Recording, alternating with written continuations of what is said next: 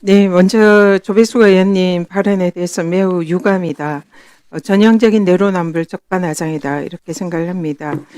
사실상 국민의힘이 그동안 법사위 국감에서 윤 어게인 수호자 역할을 하면서 내란을 옹호하고 동조하는 그런 행태를 지속적으로 보였습니다. 그리고 자신들이 특검 수사로 내란 동조 의혹을 받고 있는 상황에서 그를 모면하기 위해서 사실상 우리 법사위원장의 의사 진행을 방해하고 고함을 지르고 지속적으로 국감을 방해한 것은 국민의 힘이었다 이렇게 생각을 합니다. 거기에 대해서 반성과 자성을 해야 될 것이지 오히려 법사위원장이나 민주당 탓을 하는 것은 매우 유감이다라는 점을 지적을 합니다. 최근에 강주지법, 강주 항소심에서 판사들이 사건을 맡은 재판장과 잘 알고 같이 어울리는 사이다. 보석 허가를 받게 해주겠다. 라면서 재판장과 친분을 내세워서 청탁받은 혐의로 2억 2천만 원 수령한 그런 일이 있습니다. 행정처장님. 그래서 2심에서 그 판사 출신 변호사들이 징역 1년 2월 그리고 그 사건을 연결한 브로커는 징역 1년 6월 판결을 선고받았습니다. 이 사건이 오늘 대법원에 최종 판결이 있습니다. 이 내용 아시나요? 여러 가지 면에서 이제 문제가 있으면은 다 조사가 제대로 이루어질 것으로 봅니다. 네, 그래서 오늘 대법원에 이 마지막 판결이 있는데요. 최근에 지기현 부장판사가 룸살롱에서 잠재적인 직무 관련성이 있는 변호사들과 술자리를 가지면서 어울린 사실이 있었는데 대법원에서는 여기에 대해서 사실상 면죄부를 줬습니다. 이 판사들과 변호사들이 술자리에서 어울리면서 부적절한 재판 거래 이런 것이 있다. 이런 법조 비리는 그동안 계속 지적이 되어 왔는데요. 그거와 유사한 사건이 이제 오늘 대법원에서 판결이 있습니다. 이 보면은 이 사안의 담당 판사 혹시 누군지 아세요? 확인해 보겠습니다. 이 담당 판사가 장동혁 국민의힘 현 대표입니다. 오늘 대법원 판결에 있는 그 사건의 관련 판사입니다.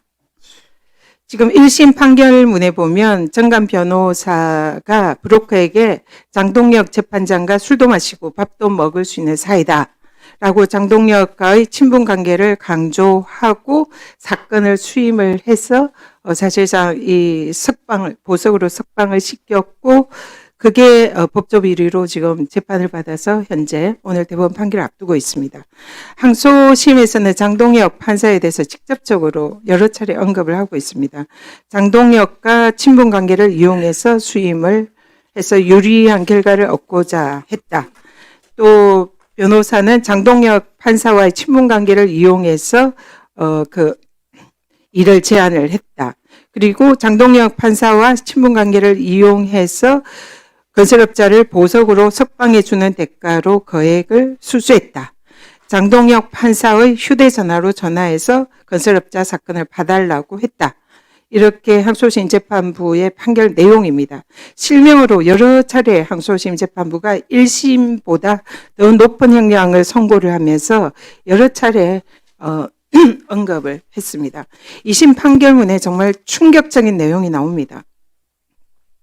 이 사건의 변호사 윤 변호사가 포함된 카카오톡 단체 채팅방을 보면은 이 우리 골프 모임에 장동혁 부장판사가 참여하기로 했다.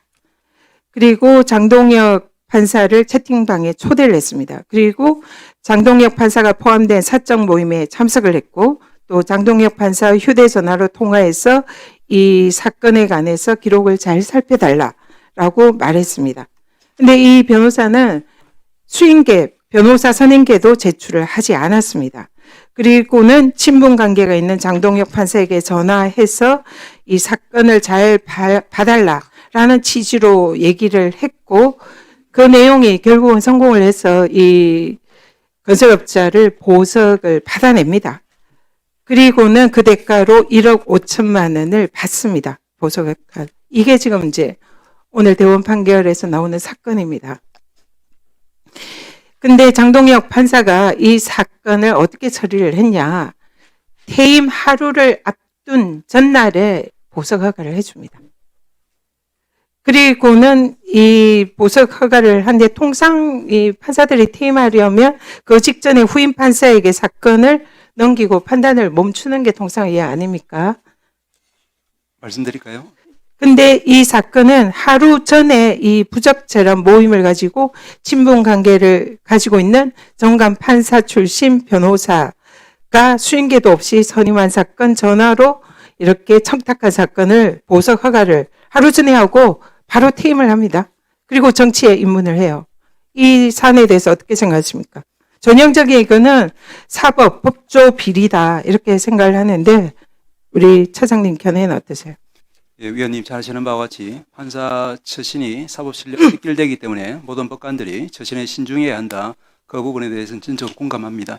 조금 전에 말씀하신 사건 처리 관련해서는 아마도 잘 아시겠지만 제 경험에 비춰보더라도 후임한테 이제 물려주지 않고 처리할 수 있는 사건 같은 경우는 처리를 하고 또 이제 처리하기 힘든 사건 같은 경우는 직전 하루 전에 이런 부적절한 관계가 있는 변호사의 사건을 그것도 보석을 목표로 해서 거액을 주고받은 이 사안을 청탁을 받은 판사가 보석 결정을 하고 퇴임을 하는 게 맞느냐는 거죠. 상식적으로.